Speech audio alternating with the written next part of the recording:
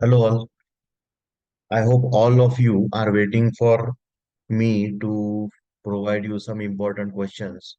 But rather than giving an important questions, let's just understand how the question paper is going to be and how you should prepare for clearing the exam for minimum of 20 marks and also scoring the exam with good marks.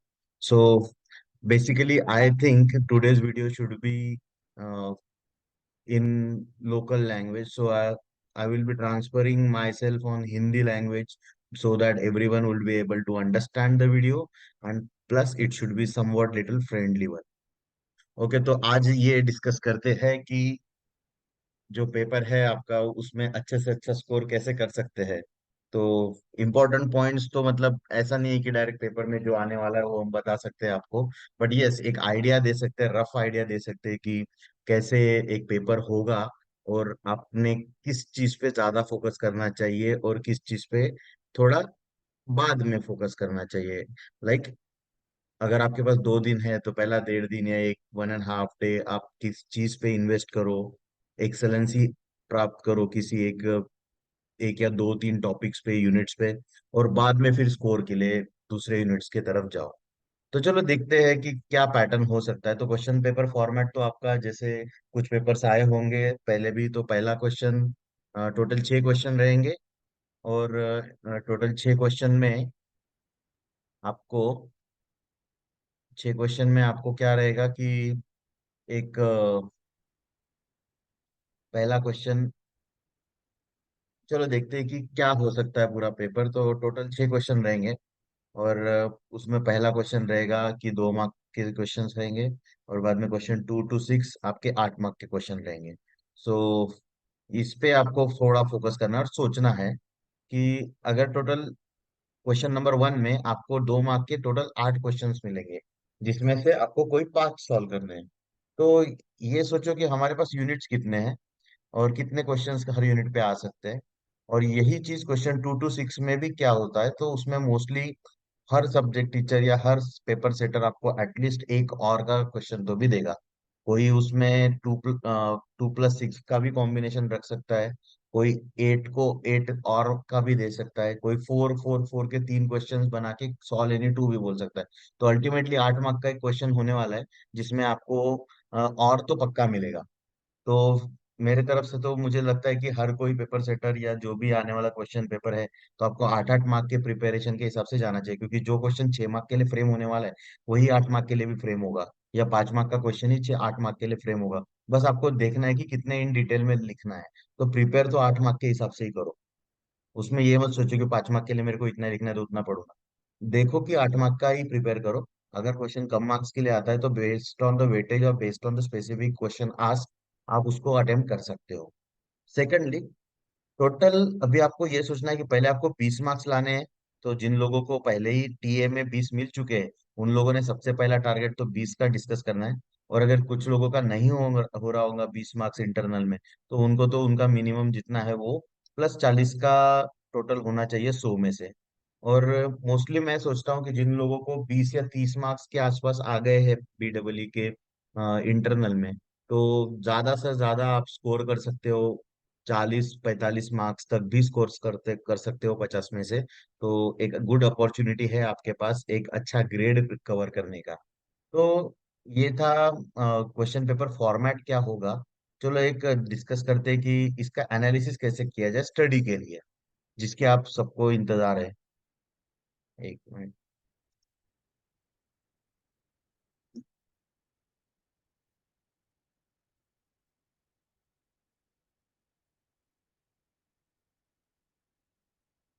Question paper format तो यहाँ पे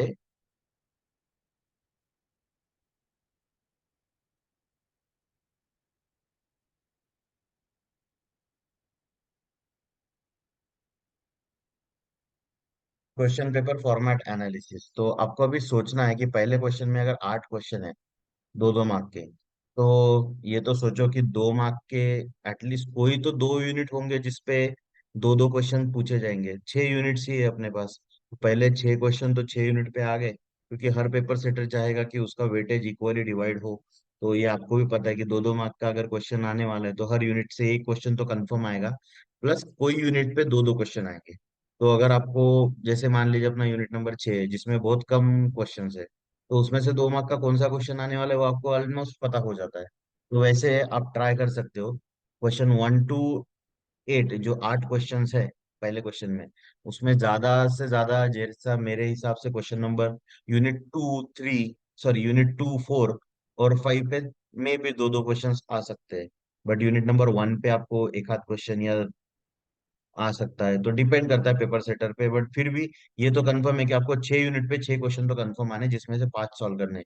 तो अगर आपको एक unit skip कर रहे हो तो भी आपका नुकसान तो नहीं होने वाला, कि एक यूनिट स्किप कर दिया तो आपको 5 क्वेश्चन नहीं आएंगे, 5 के 5 आप अटेम्प्ट कर सकते हो। तो उस हिसाब से आप ट्राई करो। क्वेश्चन 2, मतलब मान लो कि एक एग्जांपल क्वेश्चन यूनिट नंबर 2 में आपके पास बहुत सारे ऐसे थ्योरम्स है जिसका स्टेटमेंट आपको लर्न करना पड़ता है, जो स्टेट एंड एक्सप्लेन के लिए आता है, या मैक्सिमम पावर आएगा तो डिराइव एक कंडीशन स्टेटमेंट के लिए आएगा। तो ऐसे क्वेश्चन आपको अगर नहीं है टाइम तो ये छोड़ दो, ताकि आप क्या, ज्यादा से ज्यादा 2 क्वेश्चन आप रिस्क कर रहे हो 8 में से, बट बाकी 6 में से कोई भी 5 आप अटेम्प्ट कर सकते हो। जिनके पास टाइम कम है या ज्यादा पढ़ाई हो रही है तो फिर उस हिसाब से प्लान करो थोड़ा। यूनिट वाइज भी हम आगे अगले स्लाइड्स में डिस्कस करने वाले कि कौन से क्वेश्चंस आ सकते हैं।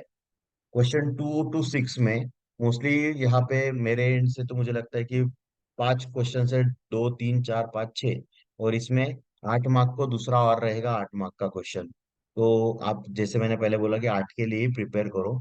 तो 8 मार्क्स का अगर देखते हैं हम यहाँ पे, तो कितने टोटल 10 क्वेश्चन होते हैं। तो क्वेश्चन 2 to 6 में 5 क्वेश्चन में टोटल मिला के और पकड़ के 10 क्वेश्चन होते हैं। और जितना अभी एक एनालिसिस है तो आपको भी पता है कि क्वेश्चन 2 अगर बन रहा है तो किसी एक यूनिट पे बनेगा, क्वेश्चन 3 बन रहा है तो किसी एक यूनिट पे बनेगा।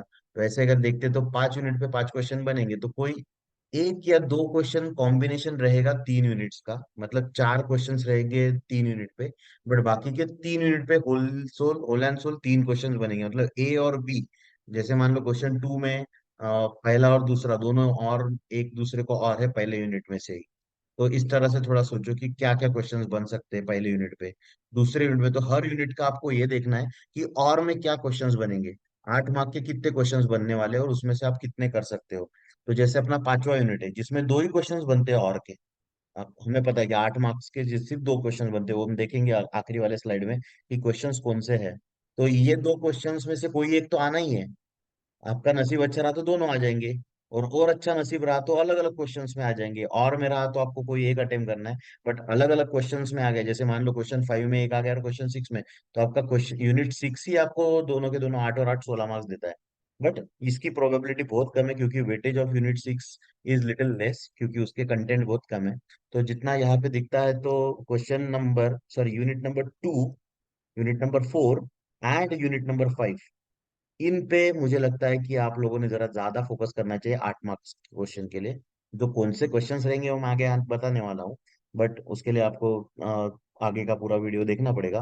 बट ये जो है, इन 3 यूनिट पे आपको अच्छे से फोकस करना है।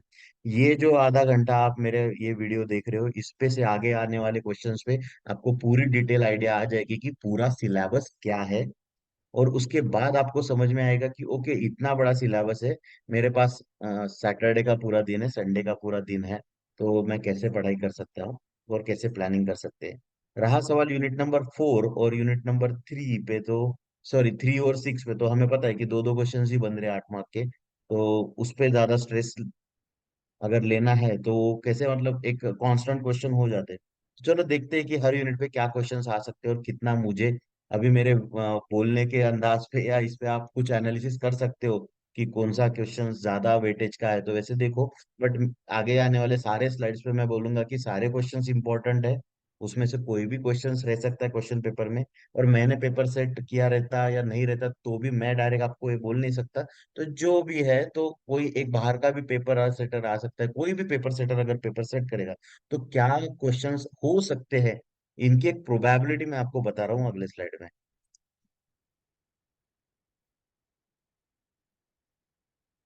ओके, तो ये आपका यूनिट नंबर 1 है। सिलेबस आपके सामने रखा हुआ मैंने कि कितना क्या क्या सिलेबस है। अभी इस पे देखते हैं कि क्वेश्चंस क्या बन सकते हैं आपको अगर यूनिट नंबर 1 पे थोड़ा टाइम इन्वेस्ट करना है तो देखो, 2 मार्क के इस यूनिट में बहुत सारे क्वेश्चंस हैं। आपको कोई भी ओम्स लॉ स्टेटमेंट के लिए पूछ सकता है, कोई बोल सकता है डिफाइन आरटीसी, केवीएल क्या है, केसीएल क्या है। ये भले ही फर्स्ट और सेकंड यूनिट में कॉमन क्वेश्चन है, बट मोस्टली बेसिक्स है, तो फर्स्ट में भी हम ले सकते हैं। वर्क क्या होता है, पावर क्या होता है, एनर्जी, इन सब की डेफिनेशन। तो 2 मार्क का एक और क्वेश्चन जैसे इंटरनल एग्जाम में भी आया था कि एनी सिंपल सीरीज या पैरेलल सर्किट रेजिस्टेंसेस का कॉम्बिनेशन दे देंगे, या कोई रेजिस्टेंस का सर्किट रहेगा जिसको इक्विवेलेंट सर्किट फाइंड करना है, जो थेवेनिन्स इक्विवेलेंट भी बोलते हैं हम। तो वो भी आ सकता है सिंपल, मतलब बनाने वाला कुछ भी बना के आपको सिंपल क्वेश्चन दे सकता है, न्यूमेरिकल भी दे सकता है ये रेजिस्टेंस पे। Derivation of temperature coefficient and resistance, ये एक मुझे लगता है कि ये सबका मन पसंदीदा टॉपिक रहता है कि भाई अगर कोई भी है, अगर ये देखेगा कि derivation of relation for alpha one alpha two, तो ये क्वेश्चन तो कंफर्म बनता है कि भाई ये तो डालना है। तो 8 मार्क के लिए भी आ सकता है, या 5 मार्क और 3 का कॉम्बिनेशन भी बन सकता है, बट जो है डेरिवेशन तो डेरिवेशन है, मेरे हिसाब से 8 मार्क के लिए पूछना चाहिए। ये जो है, पहले भी हमने फाउंडेशन कोर्स में ये न्यूमेरिकल सॉल्व किए, सबको अच्छे से आता है। आप एक बार रिवाइज कर लोगे तो ज्यादा टाइम नहीं लगेगा। और इंटरनल एग्जाम में भी आया था, तो मेरे हिसाब से ये एक और अच्छा टॉपिक है जिसपे आप थोड़ा एक आध घंटा प्रैक्टिस कर सकते हो, 2 3 अलग अलग न्यूमेरिकल सॉल्व करके। तो इस पे एक्सप्लेन वर्क पावर है, ये थियोरेटिकल क्वेश्चन है, बट जितना मुझे लग रहा है कि इस यूनिट पे बहुत सारे थ्योरी क्वेश्चंस आते हैं।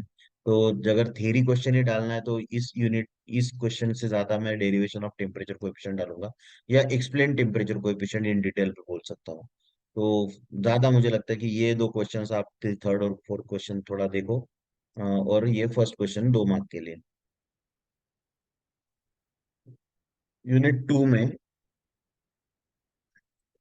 तो 2 मार्क के क्वेश्चन देखते हैं कि क्या हो सकता है। सोर्स कन्वर्जन डिफाइन करो, तो इसमें आपको क्या करना है कि एक करंट सोर्स वाला प्रॉब्लम लेना है, या डायग्राम बनानी है, उसको कन्वर्ट करनी है वोल्टेज सोर्स में।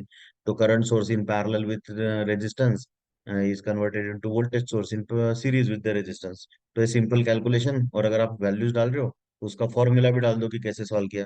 तो ये डिफाइन करो, डिस्कस करो, एक्सप्लेन करो, ऐसा भी हो सकता है। ये जो है state any theorem, any one theorem, तो इसमें ज्यादा से ज्यादा आपको पता है कि क्या, एक तो सुपरपोजिशन थ्योरम एक्सप्लेन को आएगा। देखो लिख लो कि सुपरपोजिशन आ सकता है, या थेवेनिन्स आ सकता है, या मैक्सिमम पावर। नोडल और लूप तो आने नहीं वाले, मेश और नोडल तो आपको पूछने नहीं वाला कि कोई की क्या है स्टेट एंड एक्सप्लेन। तो है आपके पास 3 ही स्टेटमेंट लर्न करने के लिए, केवीएल केसीएल, तो लॉज एकदम बेसिक है, वो आपको पहले से पता है। तो ये 3 थ्योरम्स 2 मार्क्स के लिए, कोई भी एक थ्योरम स्टेटमेंट के लिए आ सकता है। अगर आपको 2 मार्क्स के लिए उसका स्टेटमेंट लिखना है एकदम प्रॉपर, आपको अच्छे से स्टेटमेंट याद है तो ठीक, अगर नहीं याद है तो सपोर्टिंग में मार्क्स अर्न करने के लिए थोड़ा सा डायग्राम वगैरह निकाल लो। जैसे थेवेनिन्स का इक्विवेलेंट सर्किट निकालोगे, या मैक्सिमम पावर ट्रांसफर थ्योरम में उसका फॉर्मूला लिखोगे वीटीएच पावर का, या सुपरपोजिशन में एक आध डायग्राम बना के जल्दी से बता दोगे कि क्या होता है सुपरपोजिशन, या उसका फॉर्मूला लिखोगे कि कोई एक ब्रांच में से जाने वाला current is equal to likewise पूरा। तो ये, इसके अलावा मुझे नहीं लगता कि सेकंड यूनिट पे कोई 2 मार्क के ज्यादा क्वेश्चंस बनते हैं। ज्यादा वेटेज 2 मार्क्स सेकंड यूनिट का न्यूमेरिकल पे है, जैसे सबको पता है। तो न्यूमेरिकल तो आपको करना है। तो न्यूमेरिकल अगर आपका नसीब अच्छा रहा तो 2 न्यूमेरिकल आएंगे एक ही क्वेश्चन में। जैसे हमने बोला कोई यूनिट 2 पे एक दो क्वेश्चन, मतलब 2 या 3 क्वेश्चंस बनेंगे 10 में से। तो 2 न्यूमेरिकल डायरेक्टली आ सकते हैं, एक को दूसरा और अगर आप न्यूमेरिकल पसंद नहीं करते हो और आपके लिए बुरा हुई होना है, तो 2 अलग अलग क्वेश्चंस में और, तो आपकी और की प्रोबेबिलिटी बहुत खत्म हो जाती है।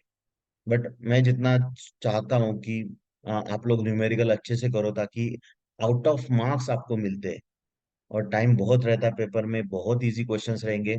न्यूमेरिकल अगर आना है कोई भी आपके लेवल के पेपर के लिए, तो 100% आपको 2 लूप या ज्यादा से ज्यादा 3 लूप का प्रॉब्लम।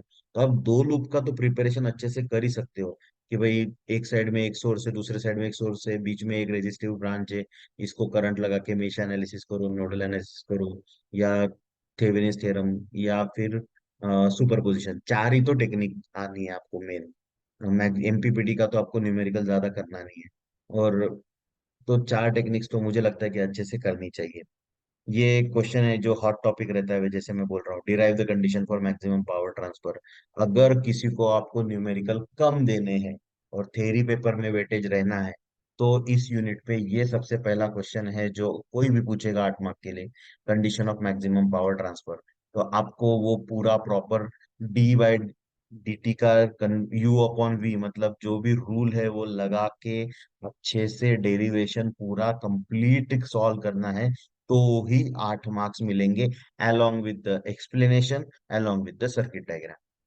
अगर आप उसमें डायरेक्टली कोई शॉर्टकट टेक्निक लगा देते हो या दो तीन डेरिवेशन की स्टेप्स ओमिट करके डायरेक्टली फार्मूला फाइनल सॉल्यूशन लिख लेते हो, R T H is equal to source side resistance, तो फिर मार्क्स बहुत कट होंगे। सबसे ज्यादा वेटेज इस डेरिवेशन में application of U upon V rule पे है, जितना असेसर या पेपर सेटर एक्सपेक्ट करेगा।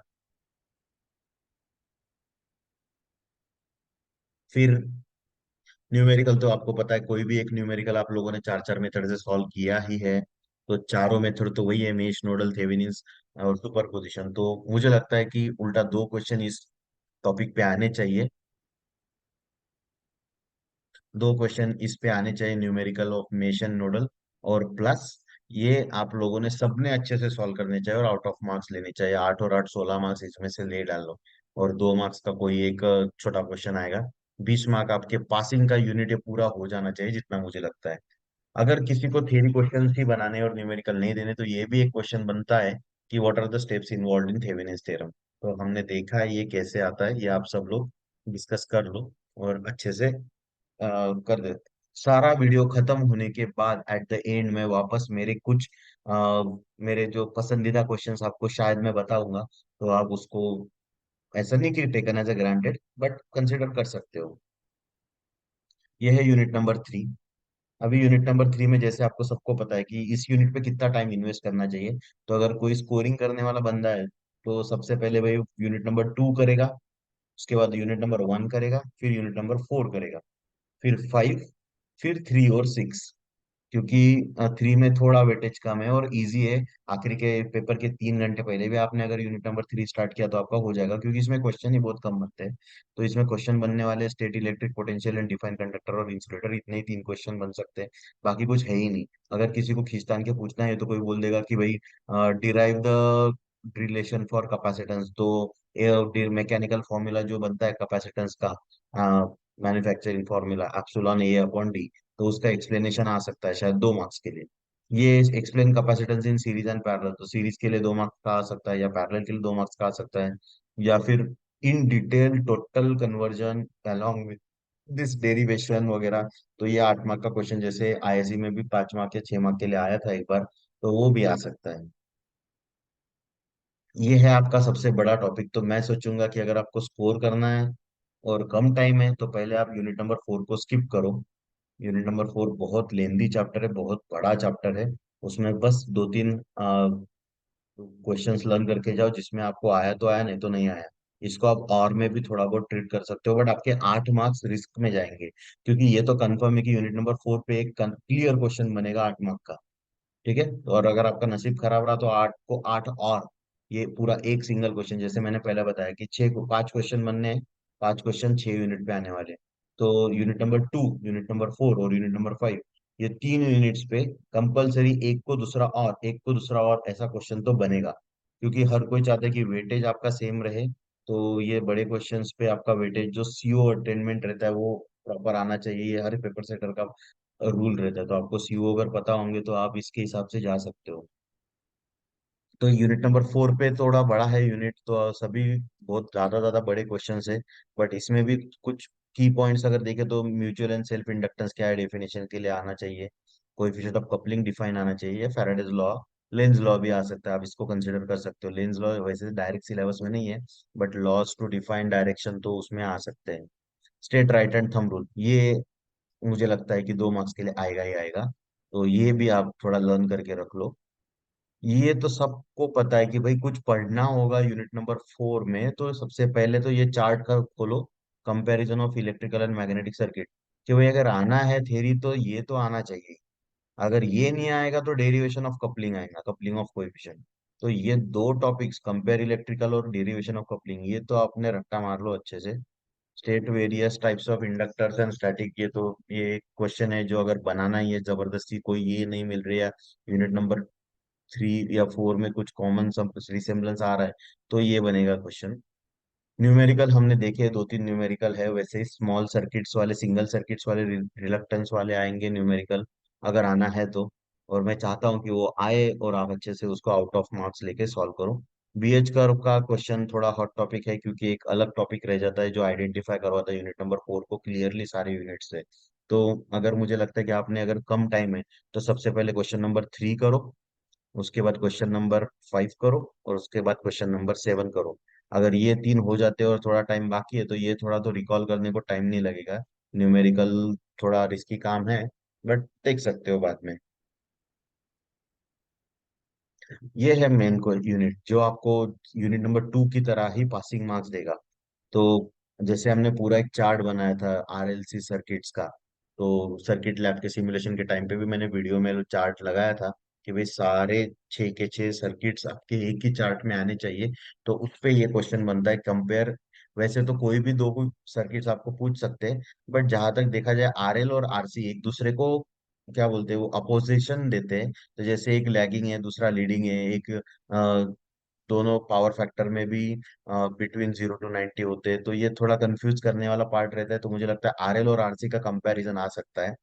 नहीं तो सिर्फ आरएलसी सीरीज सर्किट, सिर्फ आरएलसी सीरीज सर्किट, ये भी एक्सप्लेनेशन के लिए बहुत अच्छा टॉपिक है। तो यहाँ पे तो मैंने बोल दिया है कि एक्सप्लेन एनी वन सर्किट इन आरएल और आरसी और RLC in detail with waveform and phasor diagram. But in तीनों में अगर किसी को सच में डालना है डिफिकल्ट वाला तो आरएलसी है, क्योंकि इसमें आरएलसी में ध्यान से सुनो, यहाँ पे मार्क्स जाएंगे आपके। आरएलसी में आपको कंपलसरी आपका तीनों केसेस लिखना है, जहाँ पे XL is greater than XC, XL is less than XC, और XL is equal to XC. ये तीनों कंडीशंस लिखनी है और तीनों कंडीशंस के लिए फेजर डायग्राम और फॉर्म फैक्टर डिफाइन करना है। ठीक है। बाकी तो फिर ये सारी चीजें, ये आपको न्यूमेरिकल पता है, ये बहुत जनरल न्यूमेरिकल है, कोई भी पेपर सेटर डालेगा अगर पांच, क्योंकि पांचवे पे सिंपल न्यूमेरिकल बोला है। और ये पूरे यूनिट पे अगर न्यूमेरिकल बनना है तो यही एक न्यूमेरिकल है कि भाई एसी पैरामीटर्स में फाइंडिंग करो, और जैसे आरएमएस क्वांटिटी निकालो, फ्रीक्वेंसी निकालो, उसका पीक फैक्टर क्या है, फॉर्म फैक्टर क्या है, ये सारे पैरामीटर्स निकालो। तो ये आपका एक सेकंड 2 मार्क का क्वेश्चन, ये तीन क्वेश्चन है 2-2 मार्क के, जिसमें एक्टिव एंड रिएक्टिव पावर एक बड़ा हॉट टॉपिक है, तो ये भी आ सकता है। और बाकी के क्वेश्चंस तो आपको अभी बोल दिया मैंने।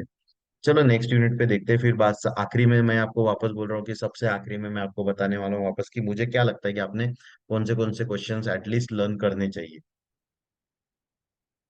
तो लास्ट यूनिट जिसपे हमारा वापस डिस्कशन हुआ था कि भाई कुछ भी हो जाए इसमें बड़े क्वेश्चंस 8 मार्क के बनने वाले, एक तो draw phasor diagram of three phase star connection आएगा, या draw phasor diagram of three phase delta connection आएगा। तो दोनों में केसेस में तो डायग्राम तो ऑलमोस्ट सेम है, एक के लिए वोल्टेज की ड्रॉ करनी, दूसरे के लिए करंट की ड्रॉ करनी, दैट्स इट।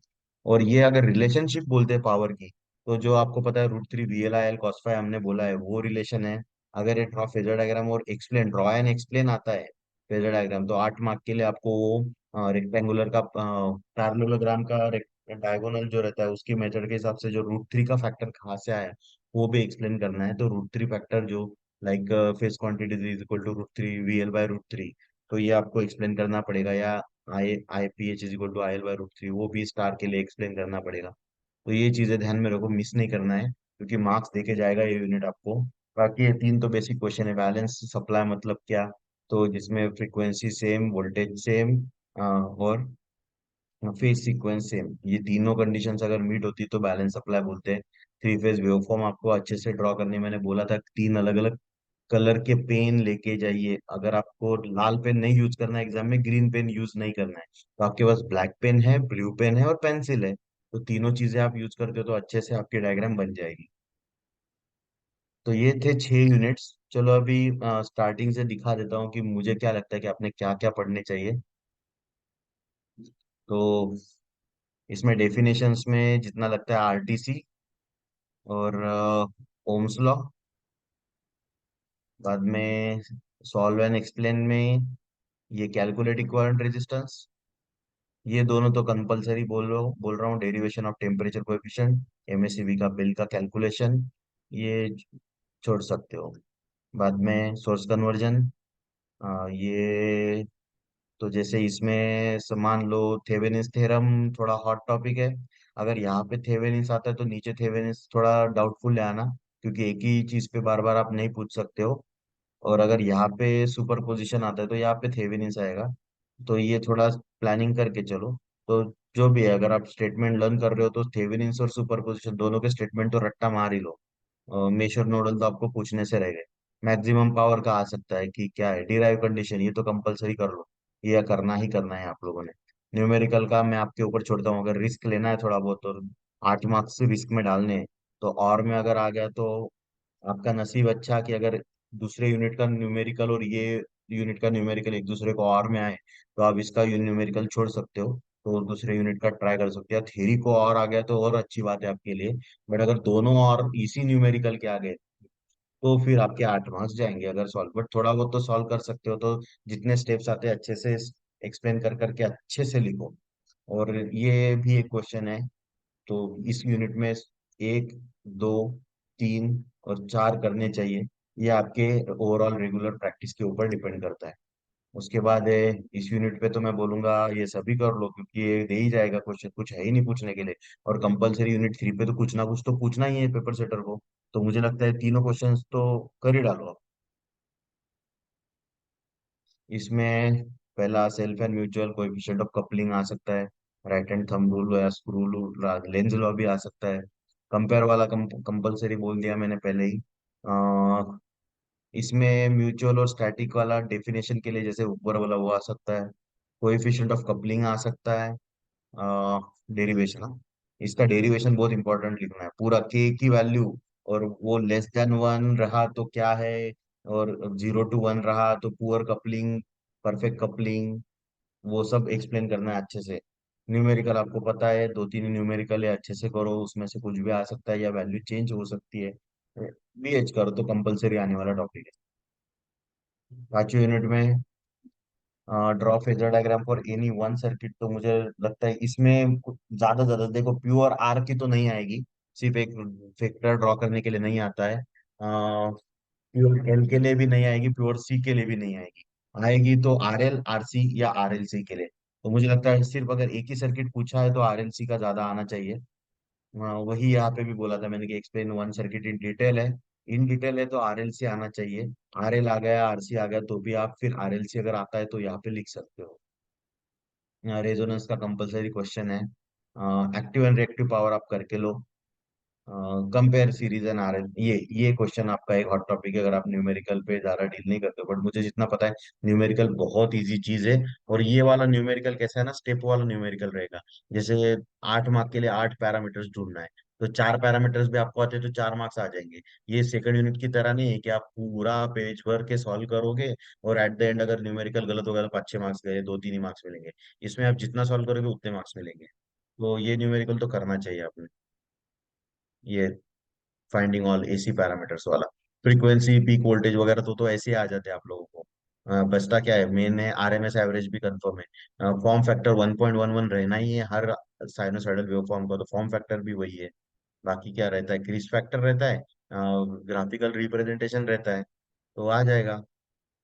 इस यूनिट पे कुछ भी मत छोड़ो, ये सारे क्वेश्चन स्ट्रॉन्ग कंटेंडर है आने के, क्योंकि कुछ ना कुछ तो आएगा। ये बना के 3 क्वेश्चन तो बनते हैं, स्टार का, डेल्टा का और पावर का, तो तीनों में से कोई एक या दो तो कंपलसरी आने वाले।